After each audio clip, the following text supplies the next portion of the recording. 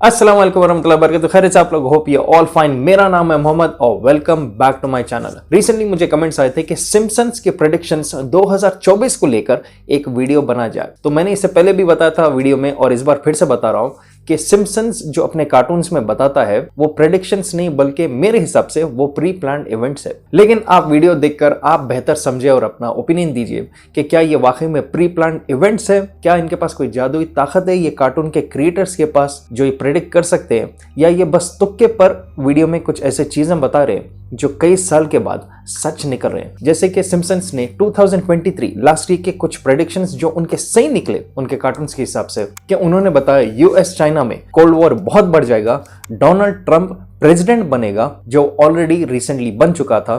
उन्होंने कोविड-19 के बारे में, कोरोना वायरस के बारे में अपने सिम्पसन्स के कार्टून्स में बताया था। टर्की का जो भयानक जलजला अर्थक्वेक आया था इसके बारे में भी उन्होंने अपने कार्टून में बताया था।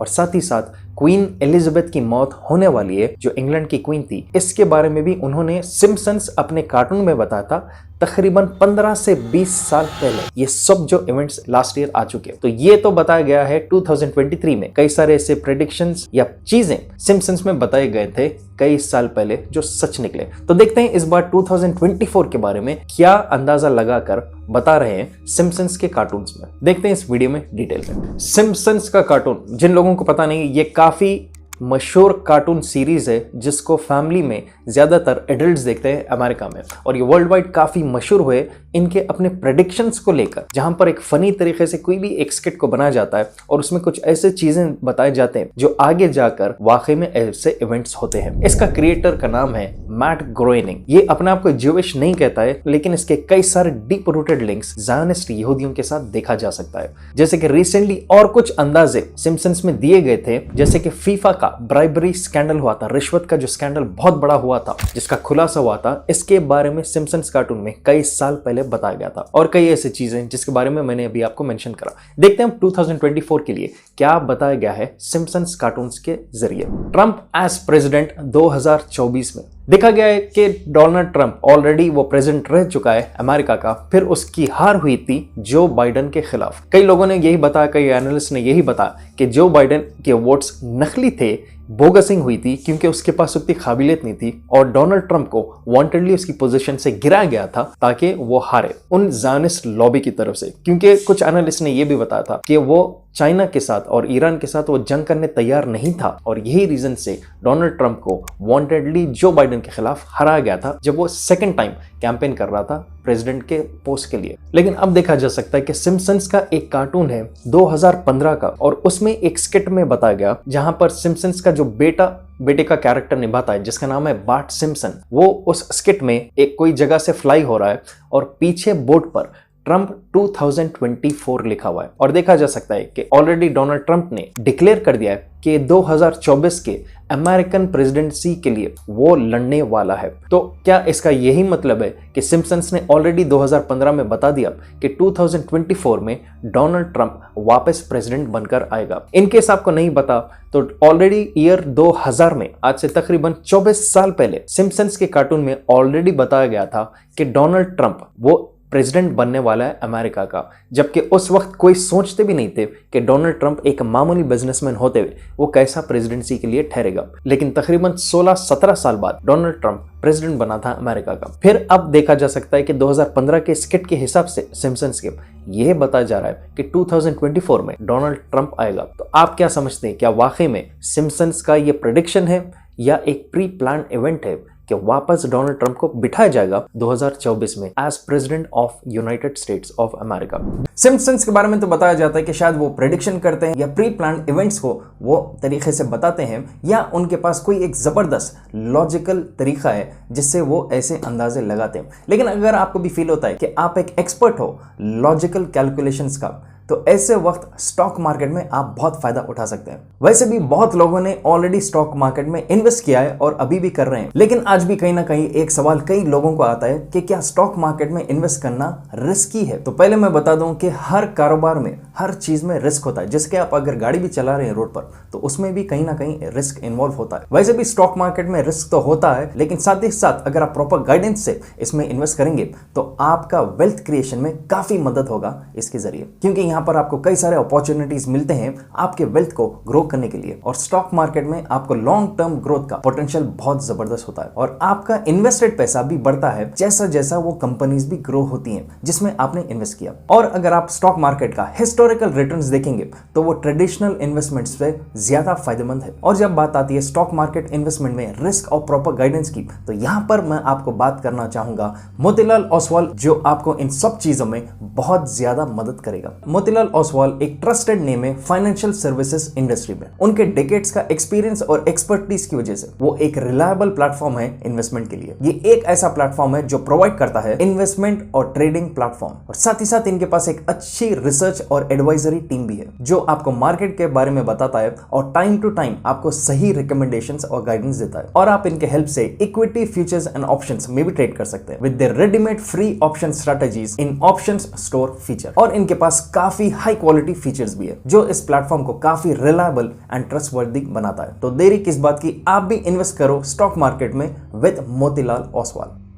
दूसरा जो प्रेडिक्शन बताया गया है सिम्पसन्स के हिसाब से वो है कि आर्टिफिशियल इंटेलिजेंस के रोबोट्स वो कंप्लीट कंट्रोल लेने वाले कई सारे सेक्टर्स में। देखा जा सकता है कि एआई, जिसका फुल फॉर्म है आर्टिफिशियल इंटेलिजेंस, ये काफी इंपैक्ट किया है कई सारे इंडस्ट्रीज में जहां पर इंसानों के पोजीशंस को हटाकर वहां पर मशीनरीज या जिसमें एआई इंस्टॉल्ड है उनको प्लेस किया गया है। और यही रीजन बताया जा रहा है कि कई सारे जॉब्स जो ह्यूमन से वो लूज कर रहे हैं इन एआई ऑपरेटेड मशीनरी से। तो क्या ये एक रीजन रहेगा इकोनॉमिक कोलैप्स का आगे जाकर, क्योंकि कई हजार इंसानों का जो काम हो रहा है उसको 10 से 20 एआई ऑपरेटेड मशीनरीज संभाल सक रहे हैं। जहां पर देखा जा सकता है कि अगर ये इंस्टॉलेशंस आगे जाकर और फैलेंगे तो इसमें जो कंपनी का ओनर है वो तो पैसा बचाएगा और वो काफ़ी पैसा कमाएगा भी अगर वो सिर्फ कुछ मशीन्स को रखेगा, लेकिन यहाँ पर लॉस होगा कई सारे उन लोगों का जिनके jobs in AI operated system या मशीनरी से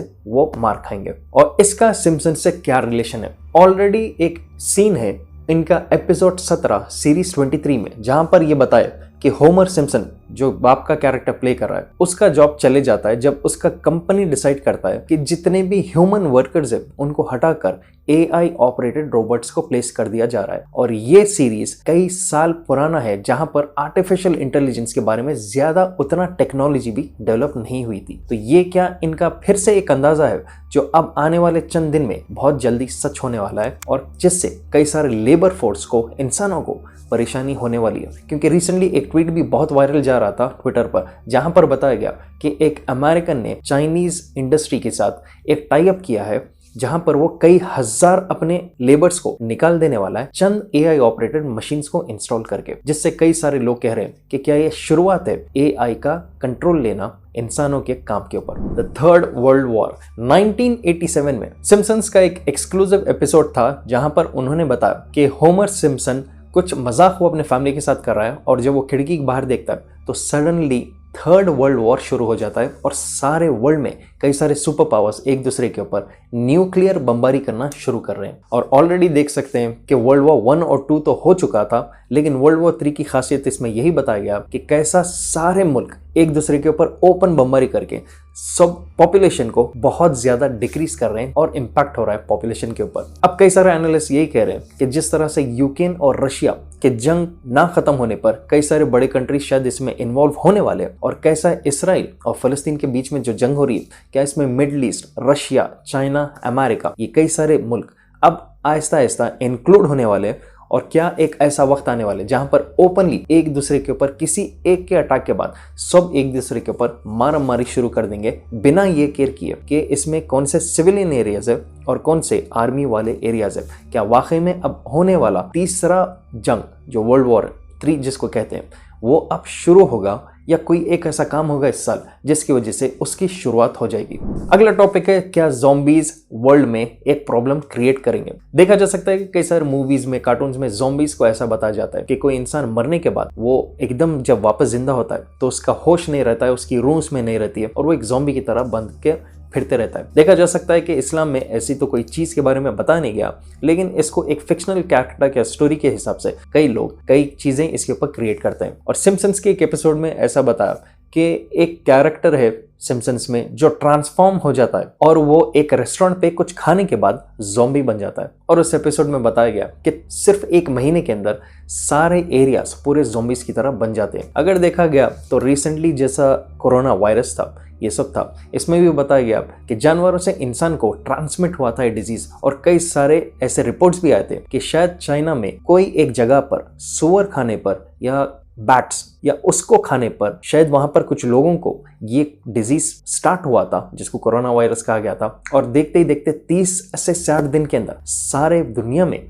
ये एक फैल गया था बीमारी, जहां पर देखा जा सकता है कि कई लोगों को कई तरीकों से इम्पैक्ट हो रहा था उनके ऊपर इस कोरोना वायरस की तरफ से। तो कुछ कॉन्स्पिरेसी थ्योरिस्ट यही बताते हैं कि शायद ये ज़ॉम्बी नहीं बल्कि ऐसा कुछ बीमारी रहेगी जिसकी वजह से शायद इंसान का दिमाग ज्यादा नहीं चलेगा या वो एक ऐसे हाल में हो जाएगा कि उसको कोई होश नहीं रहेगा कि अतराफ क्या हो रहा है। और यहाँ पर भी सिम्पसन्स के इस एपिसोड में ऐसे ही बताया गया कि कुछ खाने के बाद वो कैरेक्टर को एक नया बीमारी होती है जिससे ज़ॉम्बी बन जाता है। रिसेंटली मैंने एक वीडियो भी बनाया, इन केस आपने नहीं देखा तो प्लीज मेक श्योर कि आप चेक करिए, डिजीज एक्स के बारे में, जिसको बिल गेट्स ने सिमुलेशन एक रन किया और एक रिसेंट बहुत बड़ा हाई एंड एलीट लोगों का मीटिंग हुआ था इस नए डिजीज एक्स को लेकर, जिसके बारे में बताया जा रहा है कि ये कोरोना वायरस से 20 गुना ज्यादा खतरनाक है जो शायद बहुत जल्द आने वाला है इस दुनिया में। मेक श्योर आप उस वीडियो को चेक करिए, काफी शॉकिंग डिटेल्स आपको उसमें मिल जाएंगे। तो क्या ये सिम्पसन्स ने ऐसे ही कुछ सिमिलर चीज के बारे में हमें फिर से उसके कार्टून के जरिए बताया। सिम्पसन्स के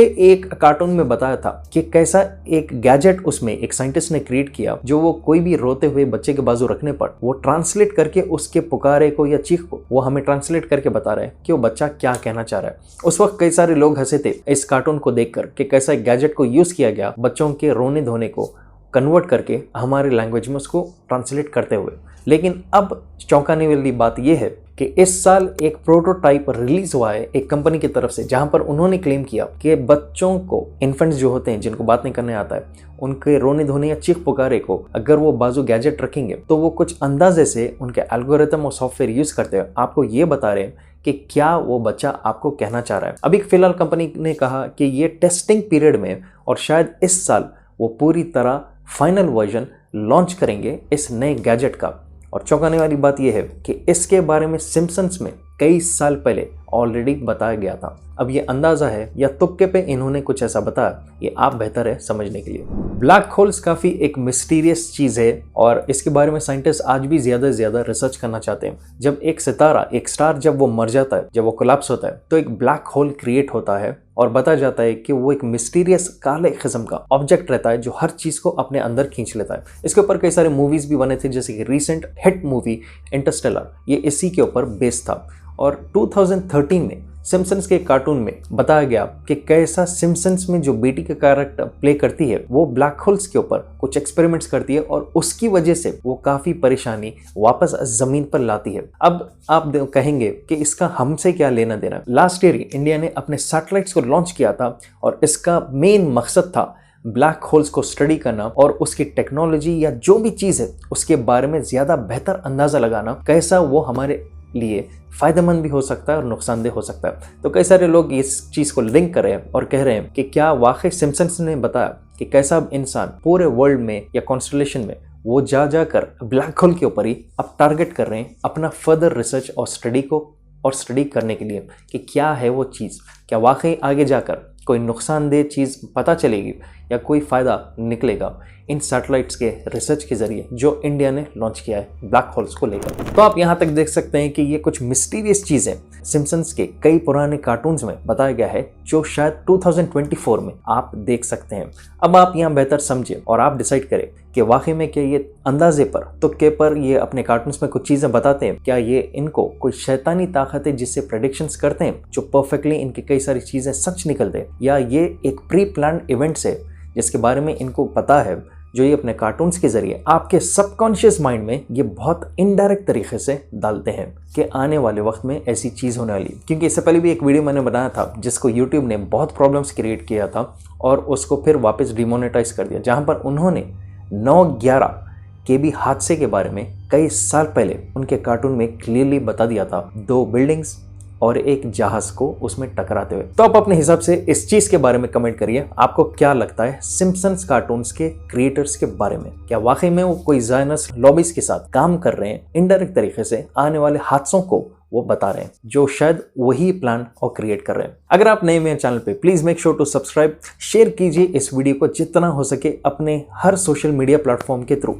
डाउनलोड करके इसे जितना हो सके इस नॉलेज को शेयर कीजिए और कमेंट करिए आपको क्या दिखता है इस चीज़ के बारे में, और सब्सक्राइब करिए अगर आप नए हैं मेरे चैनल पे। जब तक इंशाल्लाह मिलता हूँ बहुत जल्द, जब तक अपना ख्याल रखिए। नेक्स्ट क्या टॉपिक्स पर आपको देखना है वीडियोस, उसके बारे में नीचे कमेंट करिए। जब तक टेक केयर एंड अल्लाह हाफिज़। आप भी इन्वेस्ट करो स्टॉक मार्केट में विद मोतीलाल ओसवाल। ये एक ऐसा प्लेटफॉर्म है जो प्रोवाइड करता है इन्वेस्टमेंट और trading platform. Investment in securities market are subject to market risks. Read all the related documents carefully before investing.